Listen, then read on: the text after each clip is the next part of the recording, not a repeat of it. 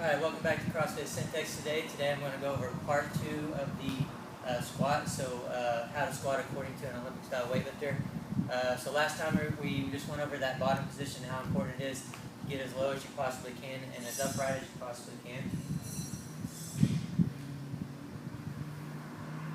Okay, so the awareness of that and the ability to do that is going to really start with the air squat. And with that, we're going to begin to make your bottom position as flexible and as strong as we possibly can. One of the big things that I see with this, and when people don't pay enough attention to it and don't work it, is in the CrossFit community, for example, or really anybody that's not really an elite weightlifter, but that's doing a lot of weightlifting, is they can typically power clean or power snatch a whole lot more than they can full squat or full clean or full snatch. And the reason for that is if your bottom position is non-existent, or if it's really weak or it's really inflexible, then the more weight you put on there, the more hesitant your body's going to be able to go to that position. So we need to fix that. We need to make it as strong and as flexible as we possibly can, so you can begin to use it on your Olympic lifts and get the most benefit and everything else for them. So my wife Jody's going to come over today, and I'm going to use her to do some demo. So the first thing I'm going to do with the air squat, as I'm teaching, of course we've done some other general warm-ups, but I'm just going to have them do 10 air squats in the beginning, just not really with any instruction, just to help them warm up, and then I'm going to take a look and see how they're moving as well, and kind of go from there. Okay? Just going to do 10 air squats. I want 5 facing in that way, and 5 facing the camera. Okay? And so Jody's 15-year veteran of Olympic lifting. She's already got that really, really good squat position. So we're just going to pretend a little bit here today, and we're still going to go through. And when I get to the 4th video, I'm going to talk about some things that you can do to help clean your squat up and begin the process of some tricks you can pull to open up your flexibility and start to be able to make it stronger. So just be aware of that. She's got that good squat already. We'll do the best we can. So after those 10 air squats, the next thing that I want to do is just do a couple movements. It's gonna be a test and an awareness builder of kind of where we're going. And the first thing that I want to see is I'm gonna have Jody hang on to me here, and she's just gonna show me a quad stretch with one leg. Okay, and she's gonna pull her knee up here, and if you'll face this way, and you can see I'm trying to see if she can get her heel to her butt just with her leg behind, and that's just gonna test me. Go ahead and relax.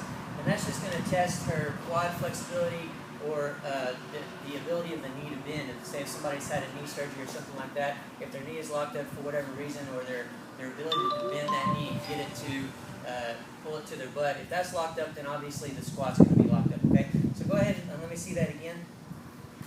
Okay, now what I want you to do is maintain that heel on your butt as much as you can, and pull your knee up around as high to your chest as you can get it. Okay. There we go. Okay, so she can pull it around there pretty good and still maintain the heel to the butt. So what that's comparable to is that bottom position, right? That bottom position that we're going to be in.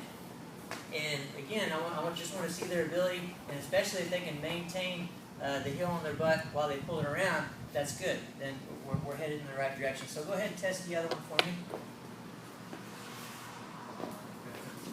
There you go. Okay. Good. So she's good on both. Alright.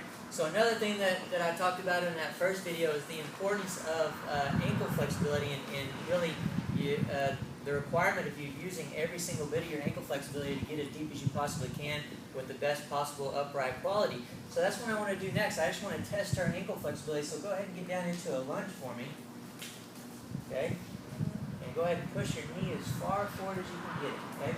What I want you to do is I want you to look down there. I want you to take note of how far in front of your toe that your knee is. And I also want you to take note of how that feels in your ankle. Okay? Okay, go ahead and test the other one, but face that way. Okay, so Jody's got good ankle flexibility, and hopefully she does, because she's been an Olympic lifter for long enough. So her knee is really far in front of that toe. She's pushing her knee as far forward as she can get it. And what I want people to do, again, is take note of how that feels. Take note of what that looks like. Also take note of how the heel to the butt feels as they pull it around. And the awareness of that, that's where we're headed when we do that full squat here in a minute. So those two tests, keep that in mind. Now we're going to go ahead and go to the air squat, and we're going to just do a couple quick sets here. And the first thing I want to do, we're going to do 5 reps, but the things that I want Jody to pay attention to here is, first of all, in CrossFit, of course, you see people doing air squats with their hands out here like that. That just helps them keep their chest fuller and their back as upright as possible. Okay, so I want to go ahead and exaggerate right now. I don't want to lift the hands up extra high just to help that position as much as we possibly can. Okay. Another thing that I want to do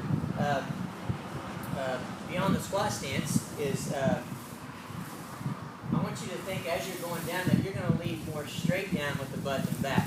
Now, of course, the butt's going to come back a little bit, and you're going to let it come back as much as you need it to, but you're going to aim straight down, and that exaggeration is going to help you get into the best possible position that you can. Okay. Along with that, I want you to think of pushing your knees as far forward as you can, and as you push those knees as far forward as you can and lead down with that butt, you're going to flare those knees. The flaring of those knees is going to open up a little more flexibility in that bottom position for you to set the rest of your body in between, but also it's going to activate the body, or more of the body. It's going to activate the body in the best possible way that we need it to for the squat. I won't get into any more details than that. Now, squat stance. Before we get into this, I do need to touch on squat stance. What I want to say about that is just a general setup that I'm going to put somebody in is going to be shoulder width to slightly outside of shoulder width apart. Okay, that's going to be kind of the optimal stance with the toes slightly turned out. And when I say shoulder width, I mean if I measure from shoulder to shoulder, that would be the same measurement from the outside of the foot to the outside of the foot. Okay, so general setup. As we go, as I'm working with a group of people and I'm looking at them move and stuff like that, if I need to move them out beyond that, for example, if somebody's really locked up and they're really struggling to get down and their back's breaking a whole lot in the bottom, then we'll open that stance up as much as we need to and maybe even turn those toes out as much as we need to until they can show me their best possible quality back position, their back being tight, and their lowest possible hip position. Now, the beauty about this full range of motion squat and doing it not only with your body weight, with more and more weight, is again, you're working your flexibility on every single rep. And what's going to happen with that, without me even moving them in, and I've seen it over and over again, is on their own, as they open up flexibility and get stronger, those feet are just going to kind of slowly come in, and those toes are going to kind of slowly turn in on their own to that more optimal squat stance. Okay, so just like in the tight back video when I talked about the power stance, we're going to put you in a position where you can do the best possible quality right now, because we want to get you guys moving right now, and that's what we'll do. Okay, so Jody, go ahead and come over here. Show me your squat stance. Go ahead and face forward. Show me your squat stance. Lift those hands extra high. You're going to go down nice and slow. You're going to lead straight down with your butt. Push those. Use all that ankle flexibility and flare those knees out. Okay. We'll just do 5 reps down and up right now. Okay.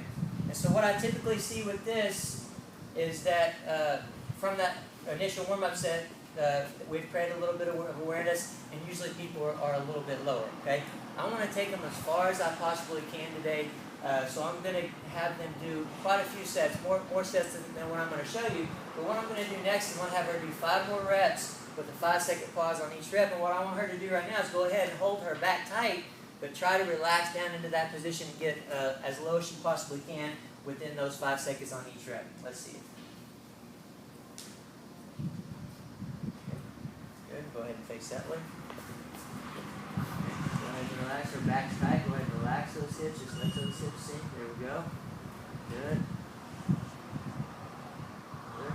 And again, Jody's already got that position, but typically what you'll see is they're beginning to get a little bit lower.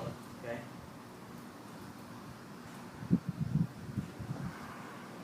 Good. All right. How much time I got, Rich? Minute. You're at 9. What's that? You're at 9. 9. Okay. Good. Just checking my time there. I don't want to run over here. So we're going to do quite a few of these sets just to get people to get as low as they possibly can. So for Jody, I want her to do 1 more, and what I want to see on this one is 5 more reps with another 5-second pause.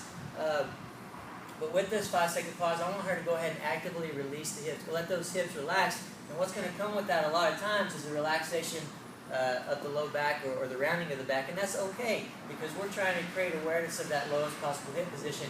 We're trying to get to that position really to where the quads can relax. So right now my quads aren't firing, they're just relaxing. That's the bottom position, that we need to learn to get in where we're sitting on ourselves. That's the position that we need to learn to get to when we catch our snatches or our clean. So when you catch your snatches or your clean, you're riding that thing down, you're putting upward pressure, but the minute you hit that rock bottom position, there's a split second of relaxation and then fire again. And that's what we need to teach you in this squat. So we're going to go ahead and let your back round if that's what happens right now when we relax. Not trying to tell you to squat that way with any amount of weight. We're just going to use this as a low hip awareness builder. So let's see that. See if Jody can drop those hips anymore. Okay, let that back just relax and let those hips drop. Okay, good. Just a couple more reps there. Come up. Okay. Now, of course, if they already have a really good squat, you probably go ahead and just have them get used to holding that back as tight as possible. Okay, so you'll go ahead and have them hold their back tight and let them hit that rock bottom relaxed position. Okay. Okay. Good. Another thing that I'll do a lot of times is I'll have people, this is a little bit mean, but I'll have people hold it, that bottom position for 30 seconds to a minute. If they start to whine a little bit, then that just tells you that they're not there. Okay, they're not where they need to be. They're not where their quads are relaxed. If their quads start burning, then we need to work to get them a little bit lower. Again, what I want you to remember is play with people's foot positions. Play with your foot position again. If you're just not where you can go shoulder width or slightly outside of shoulders, toes slightly turned out, you can get good quality right now. Open it up a little bit. Turn those toes out a little bit. See where you need to be. We can get those moved in later. Okay. I want to thank Progenics again for helping me get these tips out to you. One quick thought on Progenics that I want to go over is a lot of my friends or a lot of my athletes that are taking their Progenics supplements notice that after their weightlifting workouts, after one of our sessions together, they're not taking their Progenics. They're saving it for after their WODs, after the Metcons and stuff like that. And what I want you to realize about that is first of all, you need to be taking. You need to get that protein in just as much as you do after that Metcon. What that heavy weightlifting workout is doing to you is it's pounding on the muscles. It's penetrating a lot deeper as compared to Metcon, where you're doing light weights and high reps, where it's dabbing at you. It's equally hard on the body, but in a different way. I don't know if you've ever felt the difference in that. Just the difference of the soreness and the difference in the way that you feel afterwards, the day afterwards, a couple days afterwards. But get that Progenics in, get that good protein in right after your heavy workouts as well. Next time again, we'll be on part 3. We'll go over the front squat, back squat, and overhead squat, and then in part 4, I'll bring it all together and give you some tricks that you can use for those people that are really locked up and need a lot of help in getting down with good quality. There's some things that we can do to go ahead and start addressing that. Until next time.